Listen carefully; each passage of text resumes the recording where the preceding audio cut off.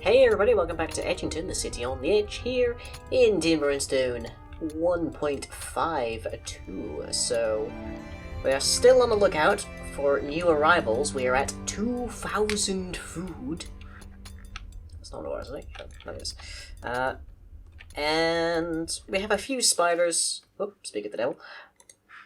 Yeah, shouldn't be a problem for Sawtooth, I feel.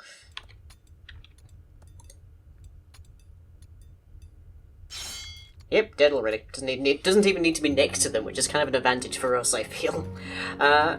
So yeah, we are currently mostly on the lookout for newbies to deal with our losses. We had lost our secondary forager recently, so it would be nice to get a replacement for them, for Ivy. But other than that, it's a fairly quiet day so far. I'm kind of surprised. Hello. Pretty sure I just saw something. Oh, that's penguin. Okay, penguin and paper, because we have just changed over our watch. As it is.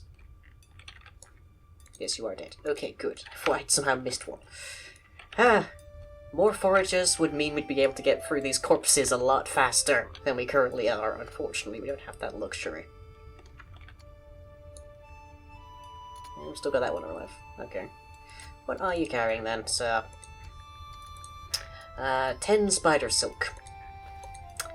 Would that was a serious, like, necessary ingredient for us. Alas, 'tis not. Let's see, shingles 2 is at 16, brick 3 is at 42. Did I not? I haven't declared this, that's why that's not being built. Okay. Brick 3. I was wondering why Bernard wasn't coming along to fix this up.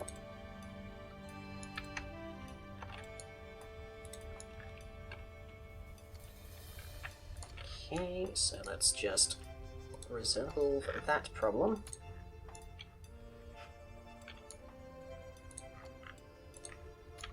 And there are 2 blocks down here that we're going to have to get dug up. Eventually, they're just currently there to preserve our routine here. For the moment. Okay, that should send Bernard over here again. Tree go down. Nice. So last time, I talked about avoiding topics, and in particular, I talked about the use of video games for the purposes of escapism from topics that you don't particularly want to be dwelling on too terribly much. So I thought I would delve into a topic that's quite dear to my heart with this particular episode, in the discussion of role-playing for a similar purpose. So, I guess it's sort of the reverse purpose. In the use of roleplay, you're able to investigate subjects that are difficult to delve into otherwise, in relatively thorough detail. I don't know exactly why I'm coming over here, it just looks nice. So one of the things that I'm always trying to do with my RP series, especially with Minecraft, level 14 Carpenter Hazard, hooray, is investigate aspects of my personality that don't necessarily get a lot of airtime, for want of a better expression. I'm always interested to try and play to some portion of myself that doesn't get investigated, doesn't get delved into, doesn't get expressed terribly often. And on occasion, these are elements of my personality that are not so healthy, elements that are worth investigating for the sheer virtue of the fact that they are potentially unhealthy if left unexplored. But they also allow me to investigate aspects of myself that aren't easy to express, aren't things that fit into my life, aren't things that are well received by society, that kind of thing. These kind of ideas of, okay, let's explore possible, like, deviations from my perceived gender identity. Let's perceive possible deviations from my perceived sexual identity. And then there's also things like, okay, what about religion, theology? I'm a professed Gnostic atheist, but what if I was more religious than that? What if I was racist? What if that was like a feature of my personality that was more at the forefront? Which, to be clear, I don't think I am racist, but how would I know if I didn't give those ideas a shot once or twice? And I gave that a shot through the character of Sir Lying Harrister in Knight of Fangs. He's not strictly speaking racist or xenophobic, but that was an interesting thing to explore, this sort of irrational dislike and hatred of some people, based purely upon something which, at least to that character, is perfectly reasonable and logical, even if it might not necessarily be as reasonable and logical to others. And I think I've explored a bunch of other things with various characters in Dungeons & Dragons games, both player character and NPC, and I think it is important to just sort of step slightly outside of yourself every now and then, just to investigate these character traits that don't really get... that you don't really look too deeply into very often. Because it's difficult to know what you are if you don't also have at least some degree of idea of what you aren't. And it's difficult to really appreciate yourself in totality if you don't investigate these aspects of yourself.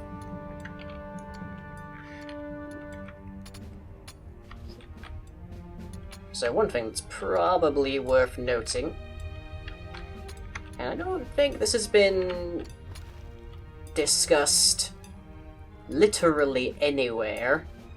This is a really fun way to view things, isn't it? Jeez. I should put this in an intro. Just flying down through the mines. Nice. So yeah, one thing that I think is probably worth discussing in that regard. Can I get the roof off here, please? Thank you. On the note of sexuality, for example, I am probably not nearly as straight as I previously considered myself to be. Like, I've generally, throughout the entirety of my life, considered, okay, I am experiencing nothing that could be described as dysphoria, therefore I am probably my assigned gender, which is to say I'm a dude, I'm male. But for the longest time I also thought, okay, I am similarly, absolutely, definitely straight, men do nothing for me, so on and so forth. And whilst I wouldn't, at this stage, as a consequence of exploration of my character and my personality through the avenues of things like role-playing, I would probably say mostly prefer women, can definitely understand the appeal of men. Additional genders require exploration, but can understand it a lot of the time. So, as a consequence of role-playing, I can say I still think of myself as heterosexual, but I probably am fairly teetering towards bisexuality as well. So that's a benefit, and that's probably a slight surprise to a few people. But, wouldn't know that if I didn't actually investigate these elements. And it's a recurring thing, actually, because I know this comes up for people who are trying to figure out their sexuality and their gender identity and whatnot. They try out different pronouns for a bit. They experiment with other genders of people. You don't find this stuff out if you don't investigate it. So it's important to do so. And RP is a very good, safe way to do that. It's not 100% perfect, of course. You don't get the real thing a lot of the time, but you do get to explore the psychological and emotional impacts. And is that... Okay, for a second I thought you two were sharing the same space in time. You two are almost level, actually. Mining pile required. Okay, well we have no room for one down there, so let's see if there's space for another one down here somewhere. Probably need to dig this out.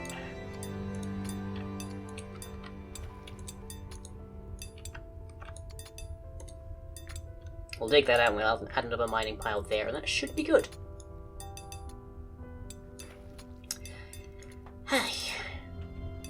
And it's especially important to... I want to use the word experiment, but now that I've touched onto sexuality, that means something else.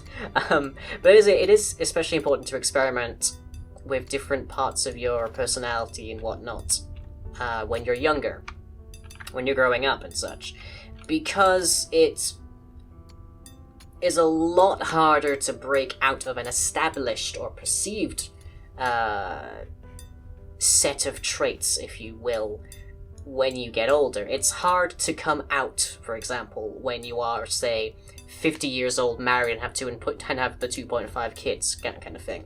It's hard to transition when you've already passed through puberty, and all of these other problems that happen in the course of recognizing your full self outside of the sort of the early days of your life. So that means, therefore, that it is worthwhile to experiment and to try and figure out exactly who and what you are early on. That means it's important to experiment, to investigate, to RP, to try and get into these character traits and such. And, of course, also to encourage others to do the same. Just having some lunch there, baby. It's gone very quiet. It's kind of worrying.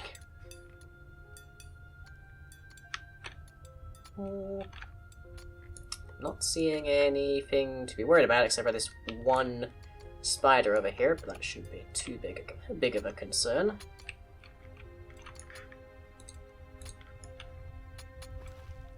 Yeah, we do have this one skeleton to get rid of. Let's do that. Here. Don't know where Sora is at the moment, but I presume we'll find out soon enough. And we are at 192 wood. Okay. Just wondering how much all this lumberjacking is doing for us. So I have frequently, therefore, used RP as a means of investigating different aspects of myself, which is a thing that actors like to say a lot. Now, I've never been an actor. I'm sure there's a lot of raised eyebrows going at my saying that, but I've never been an actor. I've never been on a stage in theatre. I was never very good at that in a drama class back in school, that kind of thing. But it's a recurring thing of investigating a certain character role in a certain way to sort of get a greater understanding of the character and the narrative and humankind as a whole, that sort of deal.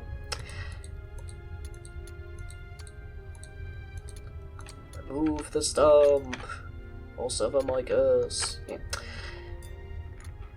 And to an extent I think that's true, but I think the self comes first at the very least. Storage, mining. We still need a bit more space here to build this in. And I think it's going to be slightly problematic because of that. Everyone's moving very slowly now. Not good. Silver and gold, silver and gold. Oh, tidings of silver and gold. A little too late in the year for me to be doing that. For me to be making that kind of song reference. It's getting to the late afternoon too. The sun's getting a bit low. I should be making a bit more of this cobblestone, shouldn't I? I think we're out of that. We have 147 cobblestone 2. Is this... That's not cobblestone 2, apparently. Oh, Gale is now level 10. Why am I expecting to start hearing burning? I'm expecting to start hearing some kind of large fire of some kind. It's quiet. Too quiet.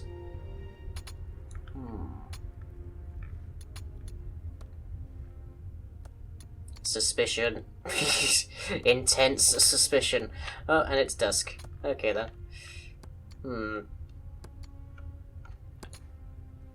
Get rid of that.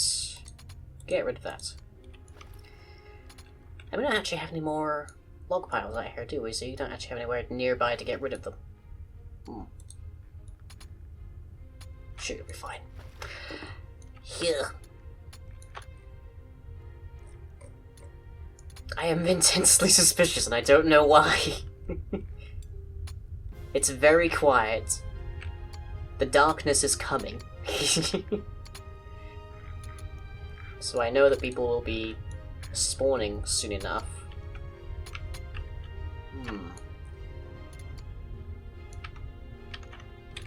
Okay, can we fit a mining stockpile here? Yes, we can. We can just do it. It's fine, we don't actually need to have good access to it, we just need to be able to put it there. Oh god, all of the miners are moving so slowly because they're so heavily burdened. Oh boy. Well, we'll get that up, and then we'll be able to. You'll be able to empty out and run again along. Oh, wow, some music to break the silence.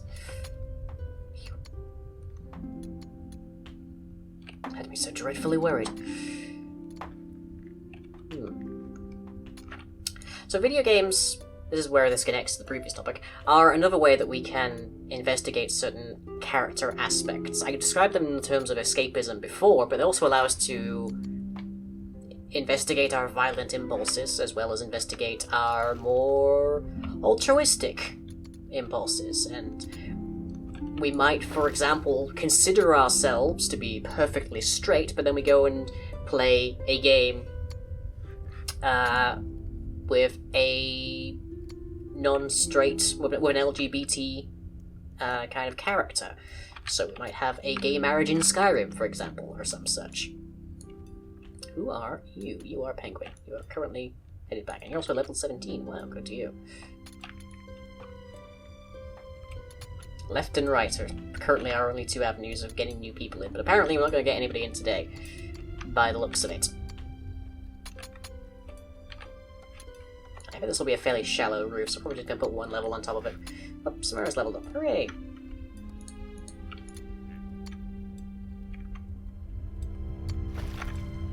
I'm sure there's going to be something big here. I'm sure we're going to have some problem here. And it's distracting me from talking about stuff. Yeah.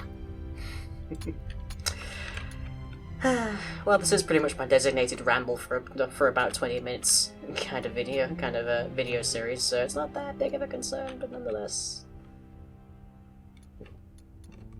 Anyways. Phew. Everyone will be headed to sleep soon anyways. And we are at 2,325 food. Blimey. I keep saying that. I keep being surprised that we have a freaking ton of food. I don't know why. We seem to be very good at just beating our previous records. But yeah, what are some things that you've tried to explore about yourself in video games? What are some things that you've tried to explore in, like, RP sessions and such? Have you experimented with different gender identities and sexualities inside of your entertainment kind of methods? Have you experimented with more negative aspects of yourself, with more sidestepped kind of areas, that kind of thing? Like, The Witch is definitely one of my more sadistic qualities. The Witch is very much a sadist. Sir Lying is some of my more problematic impulses. Never is... Well, a lot of the Lyings in general, I guess, are very stubborn. I mark that as being, like, one of the true qualities of a Lying in general. But, evening. and people are off to sleep. But that is a quality that I believe can be good and bad. So I don't think it's necessarily a bad quality. It's just depending on how it's applied, how severe its tendencies, that kind of thing. But for the most part, be careful with that one. But it is very interesting. And I'm currently playing a character in Lost Hands who is not based on a character trait of mine. They are a completely different person. And that's quite interesting to investigate. But yes, I'm sure the news is come out, Does Lying Is By. I'm sure that'll be on a Tumblr post somewhere. But it is currently heading into the night, so I shall let you all go and stew upon those inquiries and such. And I hope you've all enjoyed. I've been lying a bit more on this. It's been a sleepy Edgington. I'll catch you all next time.